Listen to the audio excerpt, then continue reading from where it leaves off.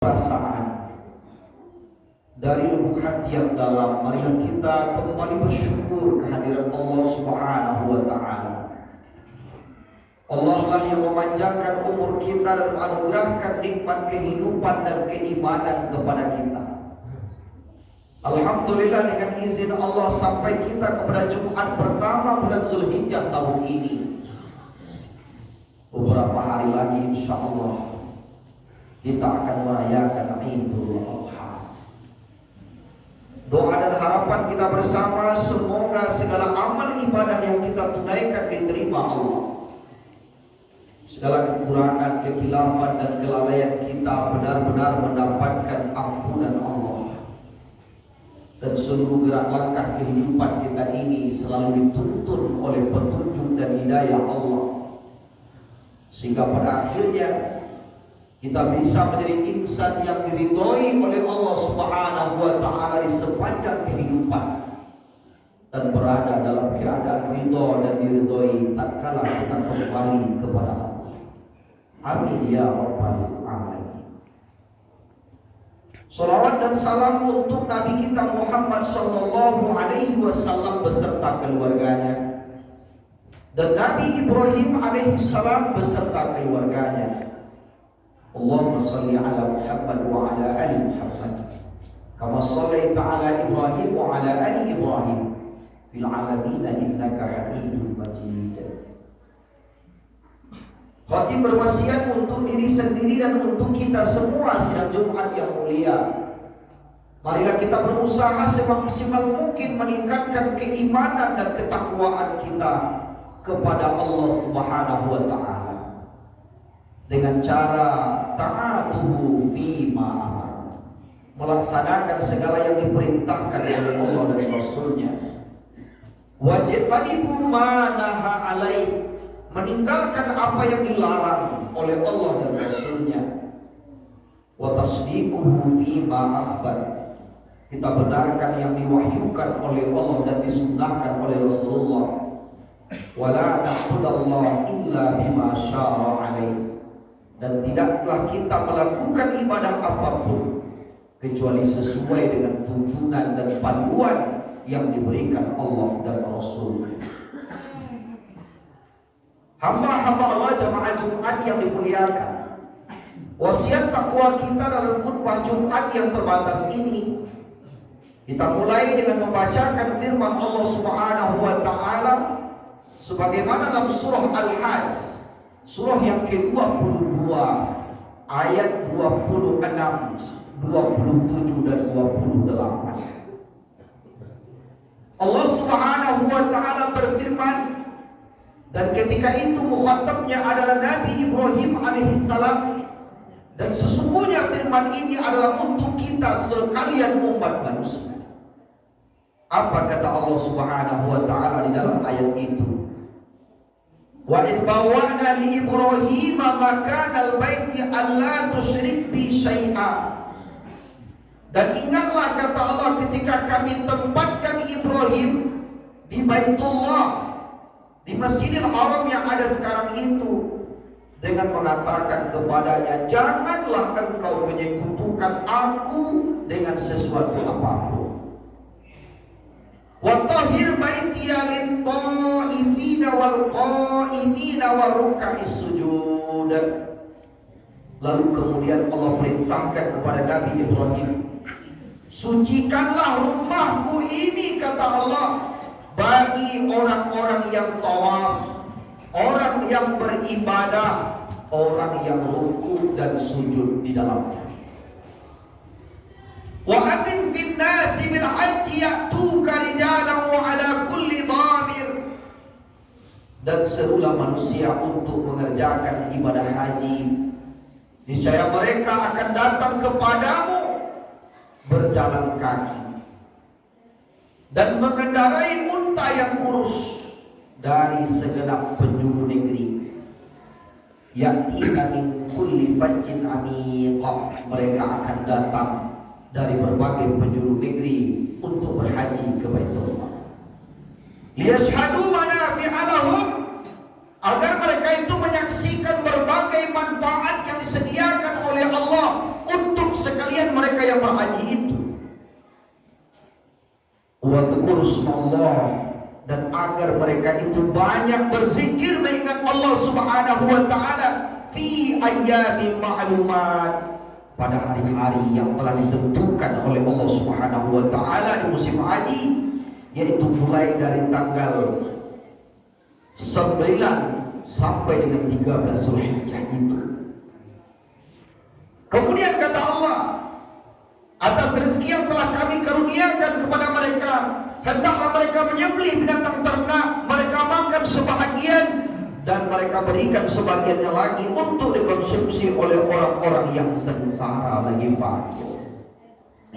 Kaum muslimin jamaah Jumat hamba Allah yang dimuliakan, kalau kita baca di dalam Al-Quranul Karim, betapa dulu di saat Nabi Ibrahim alaihissalam merindukan lahirnya seorang anak, beliau selalu berdoa kepada Allah, Rabbi habli minas salihin, berilah aku ya Allah anak keturunan yang saleh, yang sabar, yang santun, yang akan melanjutkan perjuanganku berkhidmat di Baitullah, menyelamatkan manusia dari kemusyrikan.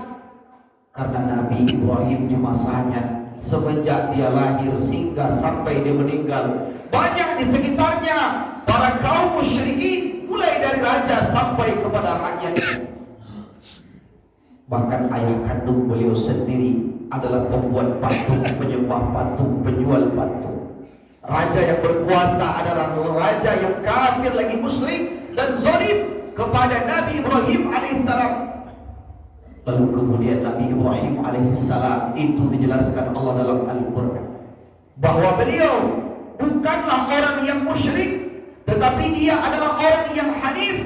Sampai Nabi Ibrahim berkata, Inna salati wa nusuki wa mahyaya wa mamati lillahi rabbil alamin, la syarika lahu wa bidzalika umirtu wa ana awwalul muslimin.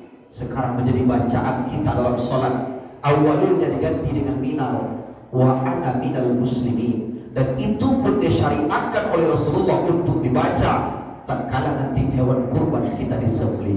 Inna salati wa nusuki wa mahyaya wa mamati lillahi rabbil alamin, la syarika lahu wa bidzalika umirtu wa ana minal muslimin.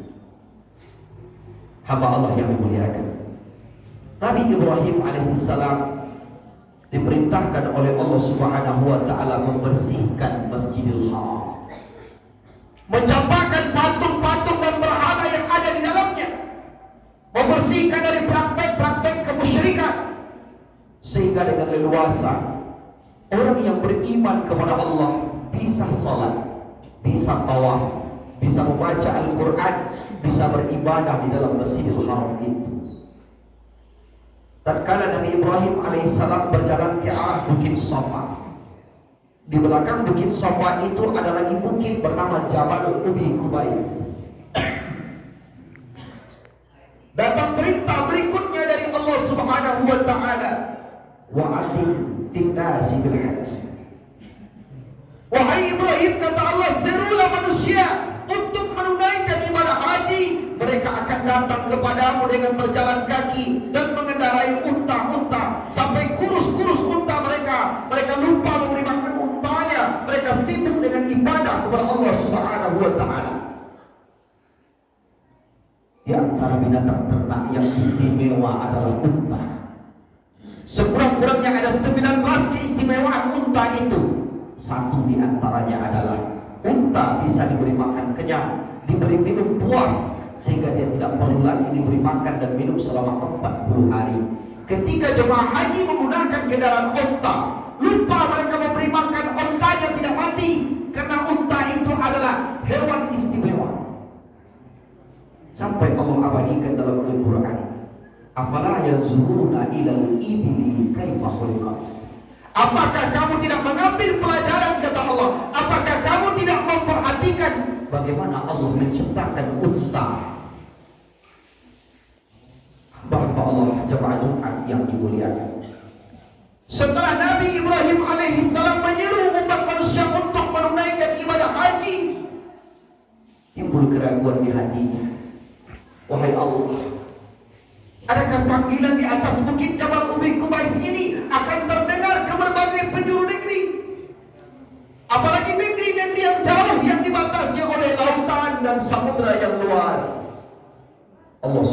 Subhanahu wa ta'ala menjawab, wahai Ibrahim, tugas engkau hanyalah menyeru, menyampaikan seruan itu sampai ke tulang sulbi anak cucu Adam. Itu adalah hakku, kata Allah Subhanahu wa ta'ala.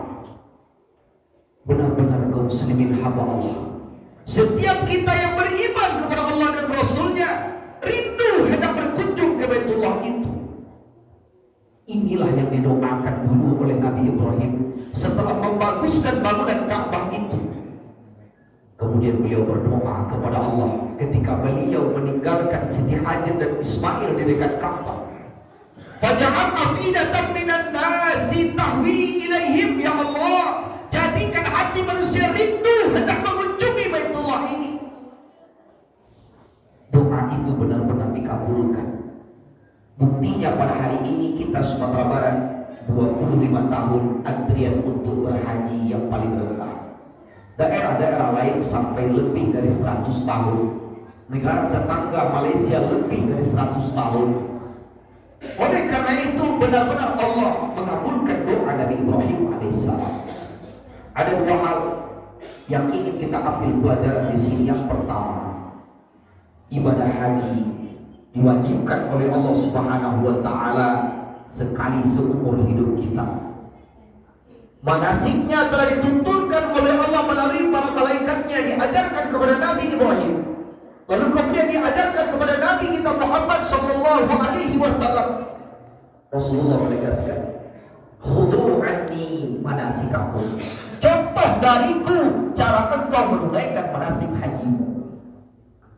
Jemaah Jumat hamba Allah yang dimuliakan, lengkap banyak sekali tuntunan Rasulullah sallallahu alaihi wasallam agar kita meraih haji yang mabrur. Namun persoalannya adalah ada di antara hamba-hamba Allah yang telah dicukupkan oleh Allah kemampuannya sehingga mereka bisa hadir di padang Arafah 9 Zulhijjah, bisa menunaikan ibadah haji, menikmati indahnya bersama Allah. Mereka berpakaian ihram, mereka wukuf di padang Arafah, mabit di Musdalifah dan Mina, melontar 3 jumrah. Mereka merasakan indah dekat dengan Allah ketika tawaf mengelilingi Ka'bah 7 kali. Kemudian mereka salat di belakang makam Ibrahim, berdoa di tempat yang paling mustajab di antara Hajarul Aswad dengan pintu Ka'bah yang disebut dengan Multazam.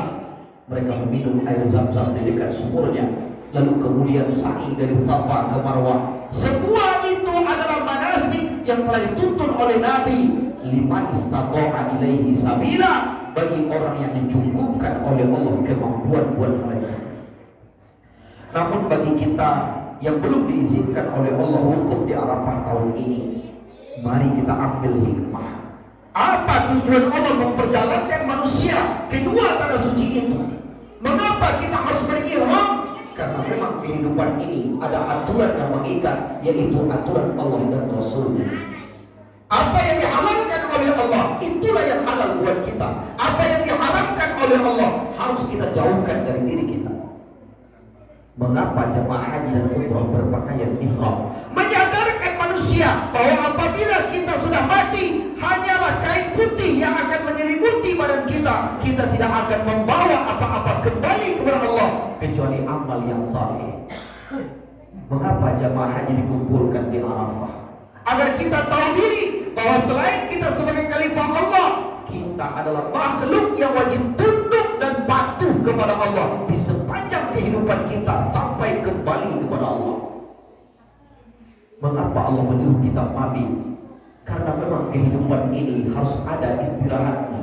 Harus ada waktu bagi kita memuhasabah diri kita, mendekatkan diri kepada Allah. Tidak boleh kita larut dengan kesibukan dunia sehingga lupa kita beribadah kepada Allah.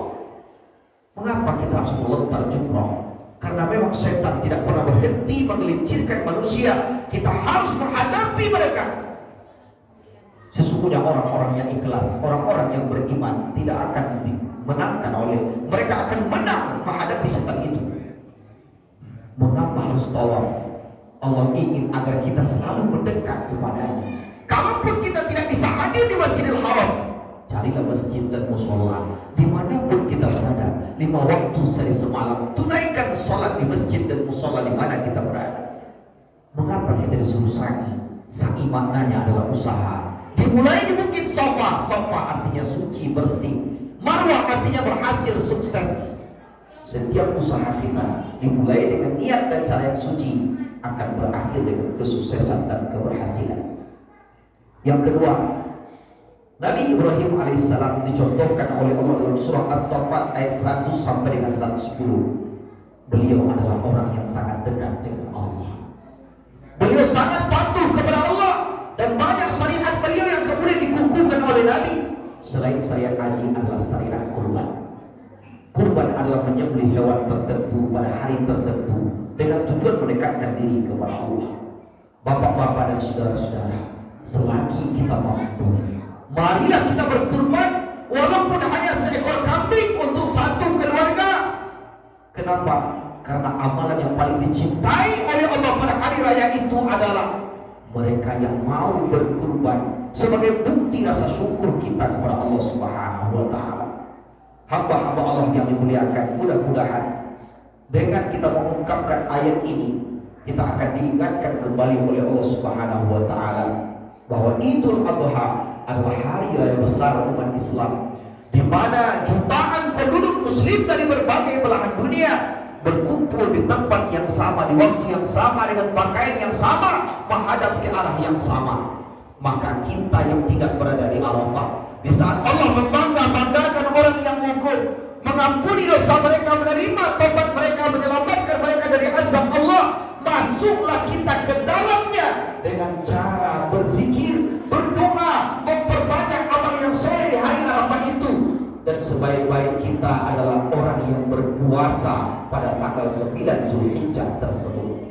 Barakallahu li wa lakum fil Qur'anil azim wa nafa'ani bima kuntum bil ayati wa dzikril hakim. Fataqabbalallahu minna wa minkum tilawatahu innahu huwal ghafurur rahim.